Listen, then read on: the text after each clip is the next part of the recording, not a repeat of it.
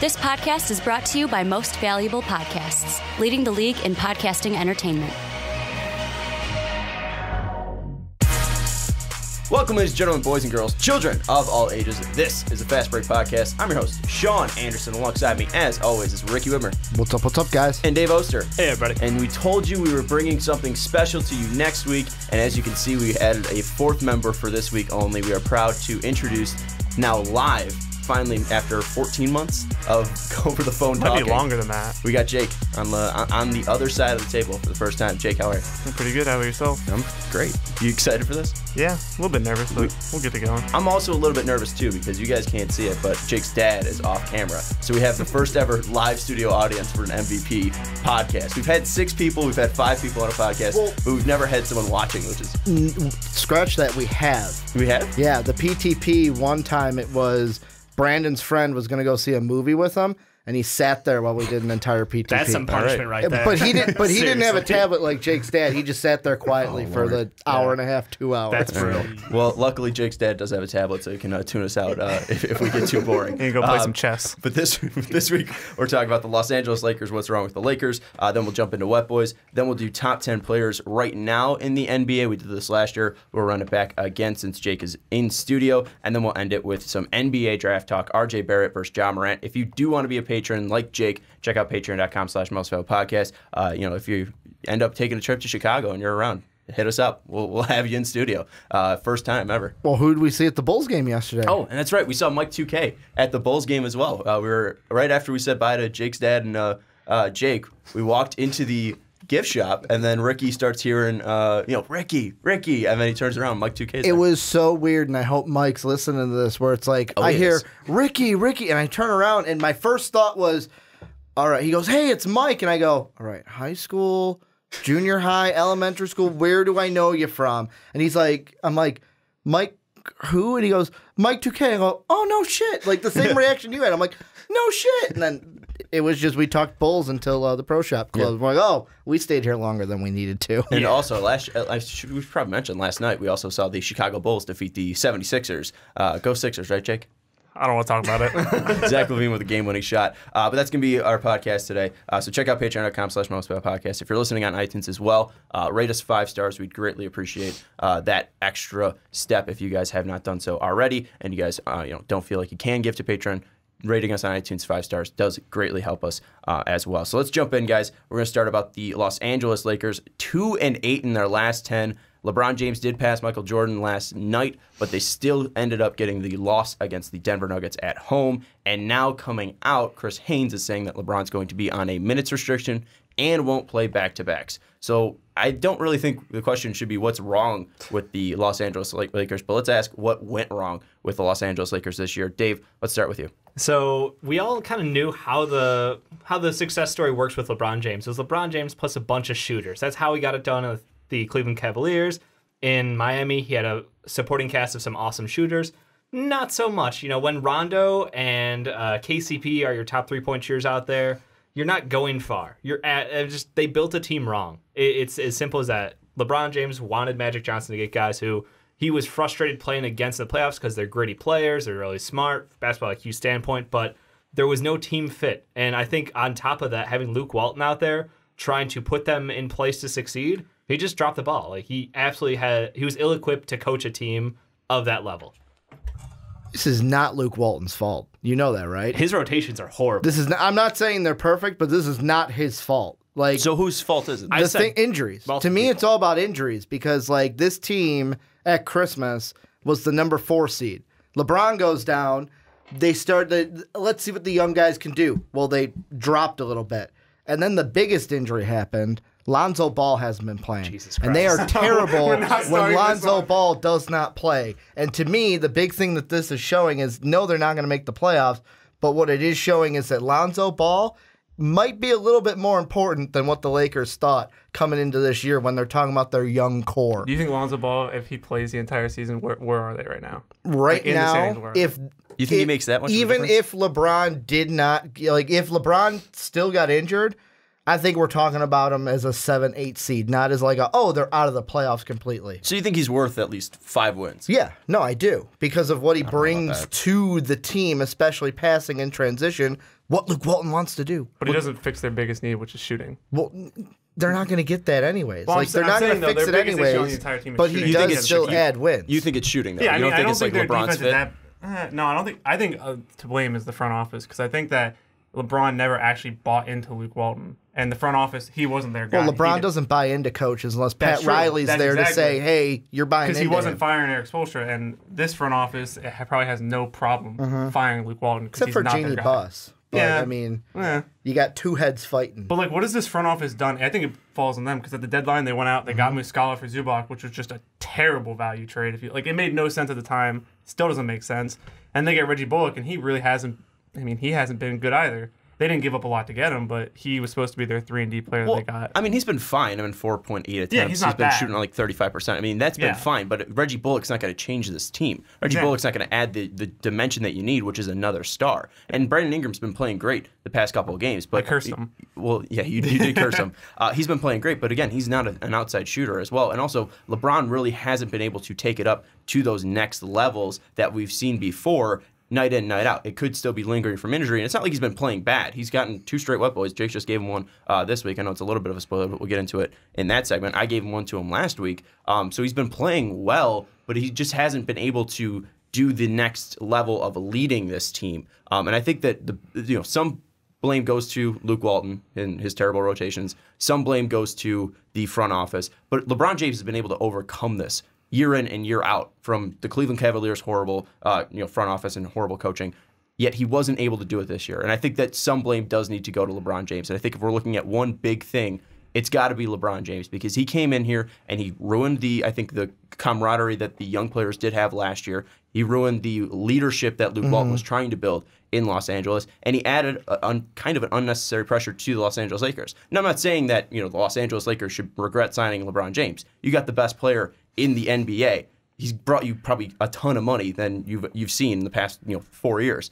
But I just look at this and I think if you bring in the best player in the NBA and he doesn't take you to the playoffs, that's probably the biggest problem. Well, and I was waiting to drop this bomb. I've had something in my back pocket so about February 19th was the exact date. I threw out a tweet of just a random question when it came to the Lakers. And I'm going to read it. I want you guys to give your thoughts on it. I said, random question. When it's all said and done, will we look back on LeBron's years in LA similarly to how we view MJ's time in Washington? Especially if he's not able to do anything, will we just sit there and go, no, we're going to forget that time in LA. We're going to remember him as a Cleveland Cavalier. Is that what's going to... Let's say he doesn't win and this team doesn't do anything. Even if it's the front office's fault, will we look on it the same we look like Michael's Washington days? Because Michael was balling out in Washington. First, balling out he was averaging 20 games. For how old he was balling out. But he was not near a top 10 player in his time in Washington. And the other thing with that, too, with LeBron James... Some would say LeBron's teetering on that top 10. Colin Cowherd, I'm looking at him.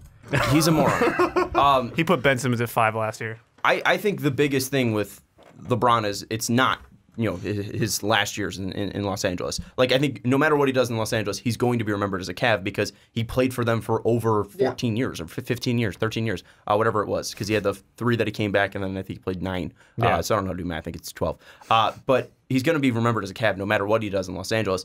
And then also, the biggest thing with it is he still has 3 more years in Los Angeles to do something. So whether or not that you're saying, the asterisks of, what if he doesn't, there's also the other side of what if he does. Well, no, and I think that you cannot write that off because he's still producing. And he's still putting up similar LeBron numbers. I'm not writing it off. I'm saying especially if he doesn't do anything in L.A., will we look at it the same way we look at MJ's time in Washington? Half a season in L.A., you can't equate to the 2 years that MJ spent there. I'm not seeing the same LeBron, Dave. I'm not. I'm seeing a LeBron that is going. So LeBron who's still averaging, 27, 7, and 7 is not the same LeBron who averaged 27, 7, and 7. To me, it has nothing to do with his stats or anything. To me, it has. Colin Cowherd actually said it perfectly. Sean called him a moron. I think he was actually right on the ball with this one. Is LeBron, ever since he's been in L.A., he's, the way Colin Cowherd put it was, he's positioned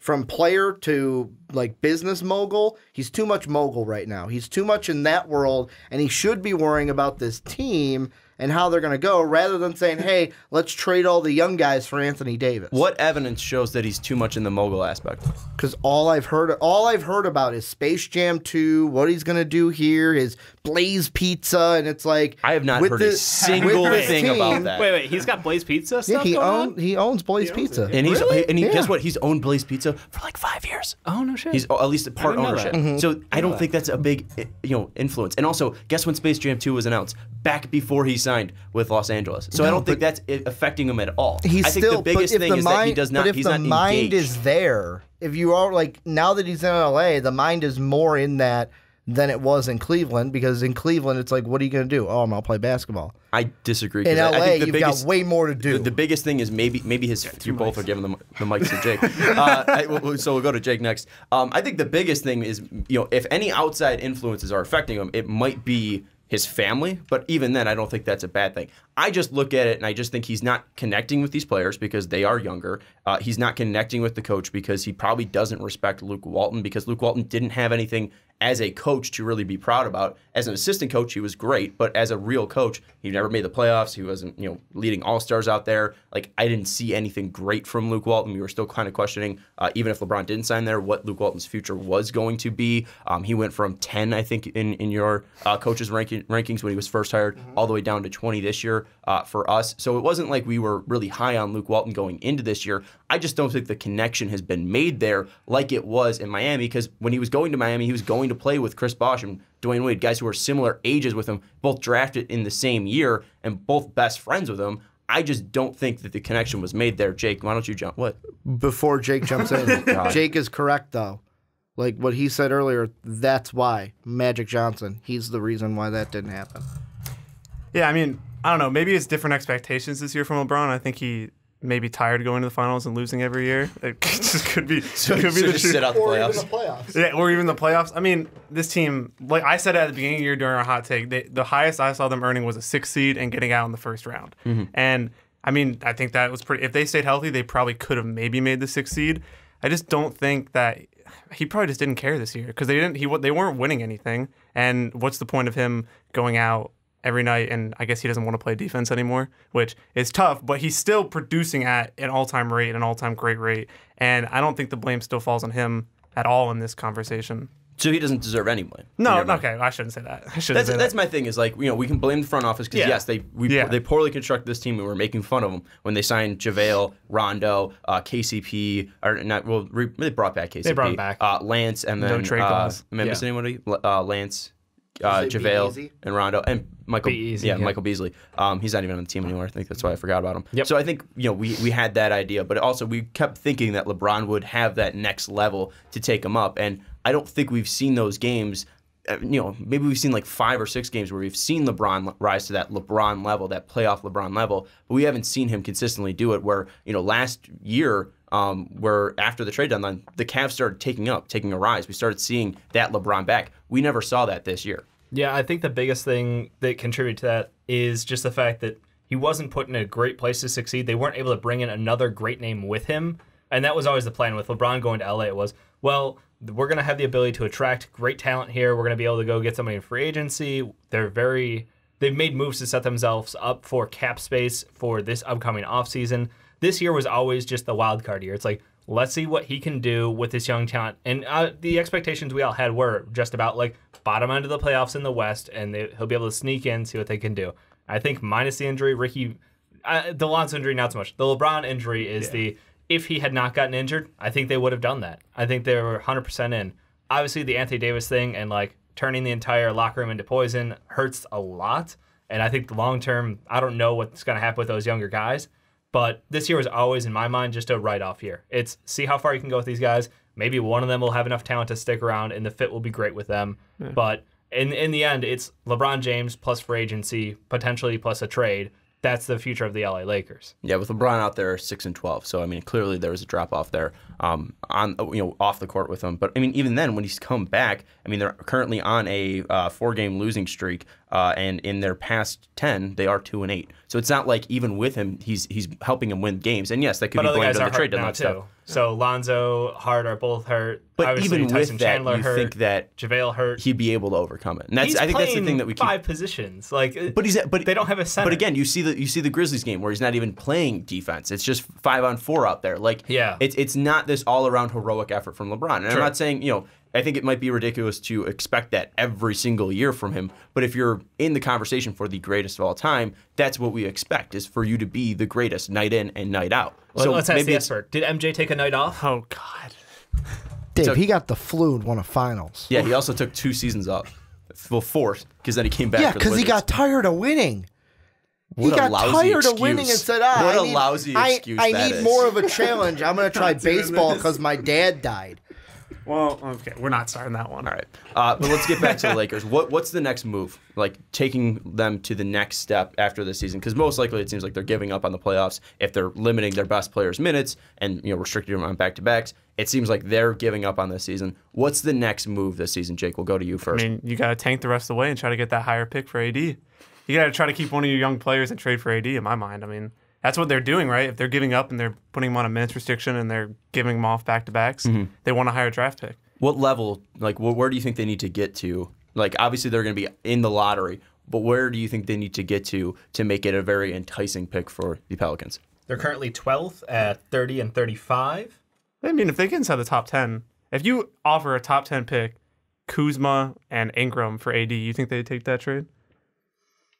I don't know. Well, then you got to compare it to Boston. what Boston's doing. Yeah, but all the Boston picks are in the late 15 now to the second half if the Kings make the playoffs. Yeah. It all comes down to if the Kings make the playoffs, the Boston Celtics don't have a lottery pick. Yeah, I mean, unless Memphis falls out to 9, that's going to be Memphis's pick. And then Sacramento, unless Sacramento keeps falling, it's going to be around 14 to 16. And then they do have the Clippers pick at 18. But then again, you have to compare the packages. You're going to have most likely Jason Tatum in that package for Anthony Davis. But B.I. is better than Tatum, so. You think so? Siakam's better than both.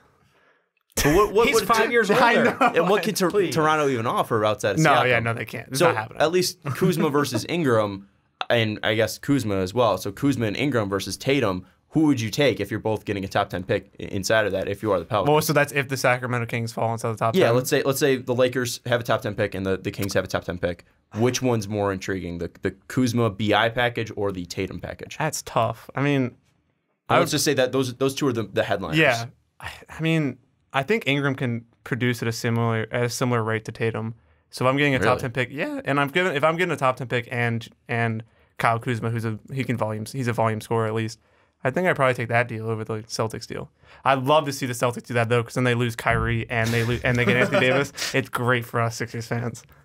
Dave, what do you think? BI and Kuzma versus Tatum. It depends if they want a spacing wing or if they want someone who can, like a 6'9", 6'10" ball handling point who can't space the floor too well. Like BI's game's completely different. Like they're both technically wings, but they're just completely different style. I think with Drew there currently, I would prefer to have Jason Tatum there to help space the floor. But I still think that ceiling wise, BI is just an inch above Jason Tatum. Really, you think he's above ceiling wise? What about his ceiling and his potential puts him above Tatum in your mind?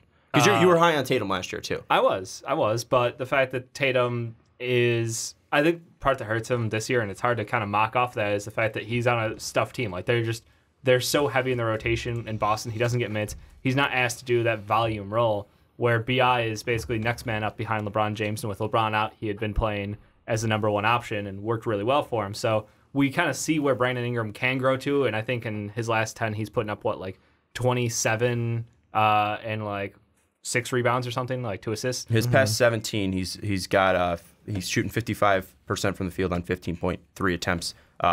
But on 2 threes, he's shooting about 40%, 75% on the line, going 6 times a game, 5 boards, 3 assists, and then 22.5 points. 22.5. All right, so a little lower on that end. But still, I think that he's basically just he has a unique skill set that Jason Tatum doesn't have. Jason Tatum is in the same mode as a Paul George. If you want to have a spacing wing who has potential for defense, he's got a silky smooth shot, absolutely. No one's going to blame you for that. So I would probably take the Tatum one just based off of the fit for the Pelicans. And the last 13 for Tatum, on 13.3 shots, 46% from the field, 3 attempts from three, 35% from three, 3.8 trips to the line, 91% from the line, 6.3 boards, 1.8 assists, 1.6 steals, and then about 16.8 points. You get more draft picks from the Celtics too. So that's true. Do you really think they're going to worry about the fit with Drew Holiday, considering he's 28? Yeah, I was going to say, because do you think he's really in the long-term future of the Pelicans at all? Do you think that they know what direction they're going? No, they never know what direction they're going. Like, are they competing still? We don't know. Yeah, I mean, do you think how long? What do you think the ceiling is with the team if they had Drew Holiday, Tatum, and the top 10 pick? They still do have 3 years of Holiday, just to add that on. You want to know what the ceiling is? The roof. The ceiling is the roof, Jake. No, but like the thing is, to answer your question, even when he's shaking at a joke, you know it's bad. That's what I'm here for, bad jokes. But the Pelicans, like Dave said, they don't know. Like they fired Dell Demps. They don't know what they're doing. They don't even have someone in there. That wasn't a bad move.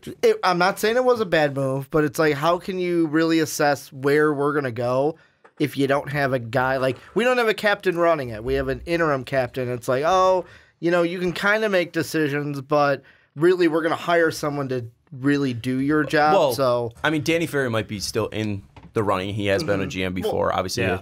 In the running, but like, let's say he doesn't get it, then it's like, okay, someone else comes in. Their idea might be a little bit different. But we're understanding that from reports coming out, it's going to be a call from up above. That's why Dell Demps was fired, because ownership didn't like the direction it was going. So the person that they are going to hire is going to be moving. Anthony Davis, no question.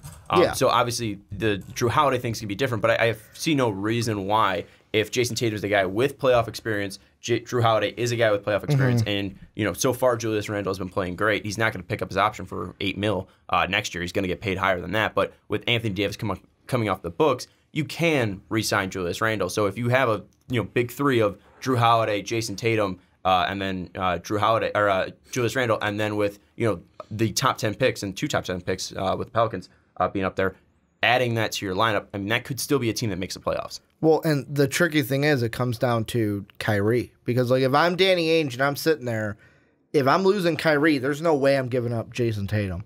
Like I'm not losing both Tatum. Like yeah, I know I'm getting AD, but I'd rather keep Jason Tatum. Than gain AD, than lose Kyrie and Jason Let's Tatum. bring Kyrie in then, because obviously one thing that they need to do in the offseason is get a star. Whether that's Anthony Davis, Kyrie Irving through free agency, that's a big thing that this team needs to do. So what players around LeBron James will work best? Is it going to be Anthony Davis? Is it going to be Kyrie? Is it going to be a mix of both? Is it going to be a different free agent like Klay Thompson?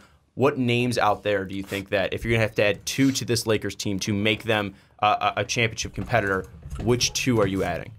If I have my choice, I mean, I don't think they're going to have the choice, but I'm taking Klay Thompson. I think Klay Thompson is literally like the mold of what you want to play next to LeBron. He's like one of the best three-point. He's probably the best streaky three-point shooter of all time. Like when he gets going, there's nobody that can stop him. The hottest player of all time. Like you can get as hot as anybody. Exactly. Yeah. He scored on like 63 on like 3 dribbles or something like that. Yeah, and then he hit 37 in the third quarter. He's and then just 15 threes in one game against the Bulls. Yeah. So that's great. He can get really hot.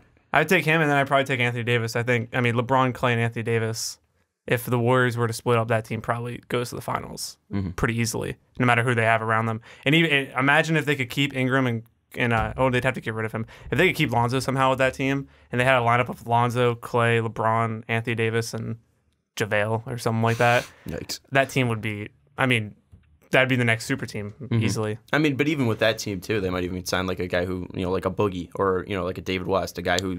Rondo for playoff Rondo. You need Rondo. I think Rondo's off the team with the way he's sitting away from we'll take him. the team. But Dave, what are the 2 names out there that you think the Lakers need to add? Because I think this is where we're all thinking is that they need to add these stars to help LeBron James.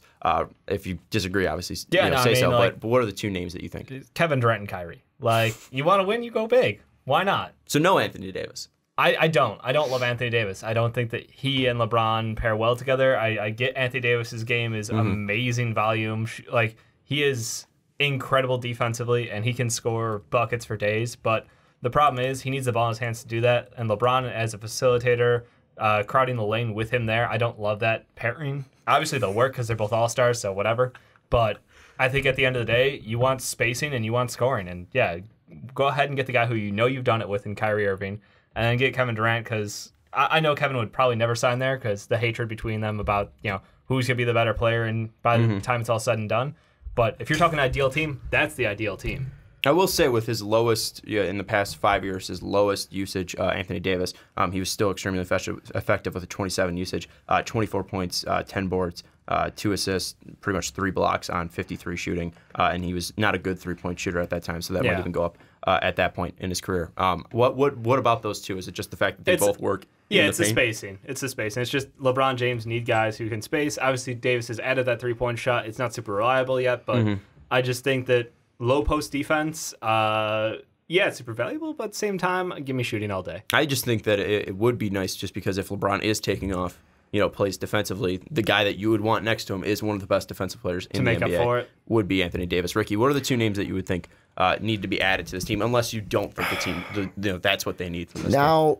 The one Jake threw out, I would honestly love it if Klay Thompson went to the Lakers, but I don't think it's going to happen. Like, the boys are not getting split up. Like, Kevin Durant, it was a fun experiment, but, like, he's going to leave, and then the boys are back in town in Golden State. They're not going to get split up. Kevin Durant's never going to L.A. He'll either go to, like, New York or the Clippers because he wants to be better than LeBron. One name that would not be bad for the Lakers, Chris Middleton. You cannot get a Klay Thompson. Let's go get a guy who can shoot from 3 as well, and play defense, and then really put it to the Bucks like, hey, you said you were going to do whatever it was to keep Chris Mid, but now when the chips are on the table, are you really going to offer as much as we are? I mean, that wouldn't be my first target, but low-key, not a terrible idea. I'm just saying, like, because I don't think many of the big guys are going to want to go It's there. not a terrible... Why do you think none of the big guys are going to want to go there? Because, like I said... Is it because of their current situations, or is it because of the actual team? I just think part of it is going back to what Jake said. If I don't have faith in the front office, why would I want to go there? It's kind of like the similar thing of you can look at LeBron in Cleveland, where... How many guys did they sign from free agency to help that team? Well, like they had Kyrie already. I'm talking about when he came back from Miami. I think they had Kyrie there, but they signed 16 different guys in one season. But how did they? I'm saying how did they get K Love? K Love wasn't a big free agent. No, they traded for him. Yeah, but I think that was also they had the pieces too. Because they had a Wiggins who was not going to work on that team. But what I'm saying is, if they were going to sign a big free agent, no one would want to go play in Cleveland with that front office. To your question, what free agents were out there to add to that Cleveland team? And then also, when you have Kevin Love, who was thought to be the ideal fit next to LeBron James, and Kyrie Irving, who was pretty much already an all-star at that point, who you needed to pay, there wasn't room to add a big free agent. I'm not saying they were looking for it. I'm just saying if they were in the same boat the Lakers are in, he wouldn't have been able to get a free agent, the big free agent, to go to Cleveland, because I would say their front office is not ideal as well. I mean, I think it had more to do with the fact that it was Cleveland, who wants to spend half the year in Cleveland. And that too. Joakim Noah said it perfectly. But to me, I feel like Klay Thompson is comfortable in Golden State. He's going to stay there. Connection, nothing? No, I feel like unless Klay Thompson is like, well, this ship is over, we're not going to win any titles, which I don't think he's thinking that. Yeah. He'll stay with Draymond. Like, if anyone's going to leave from that Warrior team, it'd be Draymond before Klay or Steph leave. Steph's never leaving. He's going to be a Warrior for life. But then you look at Kevin Durant. He's not going to want to go play with LeBron. He's going to want to beat LeBron. So he's not going to sign there. Kawhi, I feel like if he goes to LA, he'll be a Clipper, not a Laker. And it's like, what? Are you going to settle for then Kemba Walker? Like, that's what I feel like. I feel like, if anything, Magic Johnson's not going to do enough to get Anthony Davis. Those big free agents aren't going to go there. They're going to have to look at the lesser guys, and Chris Mid could be one that's like, you know what? Wasn't our first choice, but he would help out LeBron. I wouldn't skip over Kemba Walker like that either, because I think Kemba Walker has a lot of the same capabilities as Kyrie. Not as good as Kyrie, but fit next to LeBron, Kemba would not be that bad. He's a guy who can take the ball by himself and score when you need a big basket. Now, can he be reliable for an entire playoff series like Kyrie can? That's where Chris Middleton was phenomenal against Boston, but can you rely on him to be that good as a second or third option on the best team in the NBA for that long? Well, the one thing is, as a third option, I think Kemba would be disgusting on a playoff team because he hasn't had that opportunity to be in those big moments in the NBA. But clearly, we know what he can do in those big moments. Going back to his college days, where we see that 2011 run that was historic. Yeah. His dominant run for UConn. I think that Kemba would be an interesting name. I think Anthony Davis is the guy for sure that they need to add. I know that, Dave, you brought up the spacing issues. I think that those stars will be able to figure it out. Anthony Davis finally gets his shot to be on a great team, to play with a great player like LeBron James. He'll figure that part out. But the likelihood of him going there because of the ownership that's what I'm saying. is the problem. You brought up can Magic get it done? I don't think so. And I don't think Magic has any say in the fact. It's the owners of the Pelicans, who are the owners of the Saints, basically are just like, we're trying to figure out what we're doing in this town, trying to keep this team alive and trying to keep viewers Well, I watching. agree that obviously, I'm just saying, idealistically, the best name to add to him would be Anthony Davis. Okay. Obviously, that doesn't mean, because even if they do decide to trade him, that doesn't even mean they can bring the best trade package. Yeah. Even if Magic throws everything at him, spiteful, yeah. Even if Magic throws everything at him, I don't know if they'll still get him. But ideally, I think it would be Kemba Walker and Anthony Davis, because I think you need guys who haven't played with LeBron, who don't have that LeBron shine on them like a Kyrie Irving, but also want to prove him. I mean, what does Klay Thompson really need to prove to anybody? He's already one of the greatest three-point shooters of all time. He's the second greatest shooter of all time. Yeah. So I mean, he already has his accomplishments in the NBA. Winning a finals for the Lakers might be nice for his family, because obviously Michael was a big name for the Lakers. But I just feel like the biggest names that you need to add are the guys that can push LeBron when needed to. And I don't think those guys are going to push him over the ledge where they're not going to be able to work together. I think they're both professionals who want to win, and both are striving for the same goals. Final question will be Luke Walton. Are we all expecting him to be fired after the season? Gone. Yeah, 100% gone. I don't think so. I think he's still there. Why? Because you can't say that and start feel- pushing well, the mic no, away. I What do you think? I'm not going to ask Hot you. take. I that feel one? like, and maybe I shouldn't, because the only one to stand up to LeBron was Pat Riley, because he had the cojones to do so. But You I also just have the rings too. I feel that too. But I feel like if whether it's Genie, whether it's Magic, somebody in that front office has got to go, no, this is our guy. And what makes him their guy?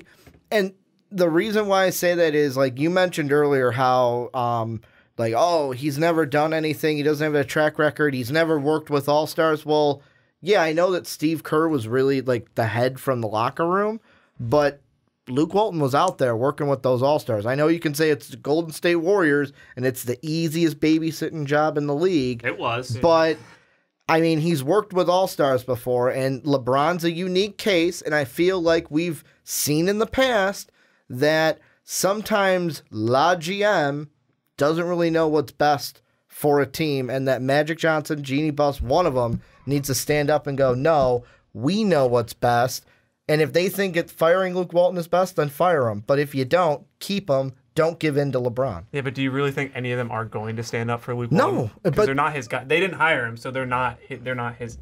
This is me maybe kind of a little bit hopeful for Luke Walton, because I don't think it's his fault. I think he's getting the raw end of the stick because LeBron needs a guy to throw under the bus, because he's not going to throw himself everywhere. under the bus. Everywhere where he goes, it happens. Yeah. Yeah, I mean, I fully expect Tyronn Lue to be the coach going into next year. God, no. He's going to have an anxiety attack and pass out.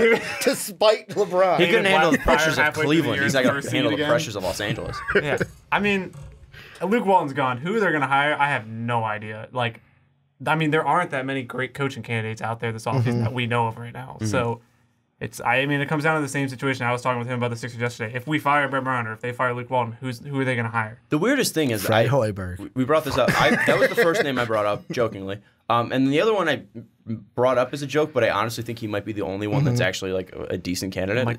Is Mike Brown, weirdly enough, because he's been a guy that has had over a 60% win percentage in his career. He's coached LeBron James before. He's coached Kobe before. He's been a Golden State Warriors assistant for the past 2 years.